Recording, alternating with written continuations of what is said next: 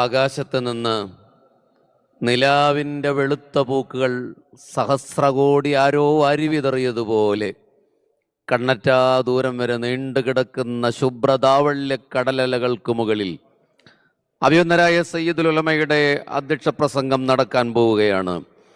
ബഹുമാനനായ കേരള സംസ്ഥാന മുഖ്യമന്ത്രിയുടെ സാന്നിധ്യത്തിൽ, പ്രതിപക്ഷ നേതാവിൻ്റെ സാന്നിധ്യത്തിൽ, ബഹുമാനരായ ഗൾഫ് പ്രതിനിധികളുടെ സാന്നിധ്യത്തിൽ ഇതാ സമസ്തയുടെ നയപ്രഖ്യാപന പ്രസംഗത്തിന് വേദിയൊരുങ്ങുകയാണ്.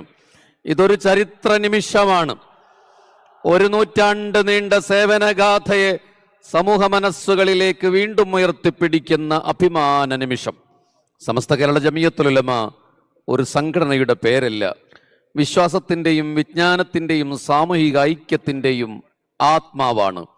100 വർഷമായി മതവിദ്യാഭ്യാസം, ആത്മീയ വളർച്ച, സാമൂഹിക പുരോഗതി, മാനവിക സേവനങ്ങൾ എന്നിവയിലൂടെ വഴിയിലൂടെ സമൂഹത്തെ കരുത്തോട് മുന്നോട്ട് നയിച്ച മഹത്തായ പ്രസ്ഥാനത്തിന്റെ ശതാബ്ദി ആഘോഷ സമ്മേളനത്തിന്റെ സന്തോഷ മുഹൂർത്തത്തിൽ ആത്മജ്ഞാന വഴികളിൽ ദിശഭാഗ്യ യമനി തരീമി പാരമ്പര്യത്തിന്റെ ജിഫ്രി കബീലയിൽ മലയാളി മുസ്ലിമിന്റെ സമസ്ത കേരള ജമിയത്തുൽ ഉലമയുടെ നേതൃഗരിമ ഓരോ പ്രസംഗവും ഒരു ചെറുപുസ്തകം പോലെ മനസ്സിൽ പ്രിന്റ് ചെയ്തു വെക്കാവുന്ന ജ്ഞാനശോഭ നനുത്ത ഒരു ചെറുമഴയായി തുടങ്ങി.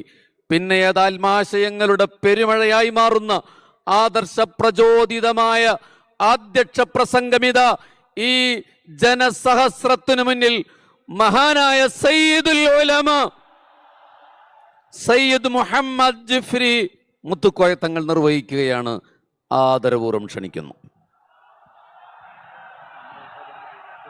لتزيين مقعد الرئاسة وإلقاء كلمته التوجيهية في المؤتمر العام للذكرى 100 لسمست كيرلا جمعية العلماء. هذا المؤتمر الذي يجسد مسيرة قرن من الخدمة العلمية والدعوية والإصلاحية في المجتمع.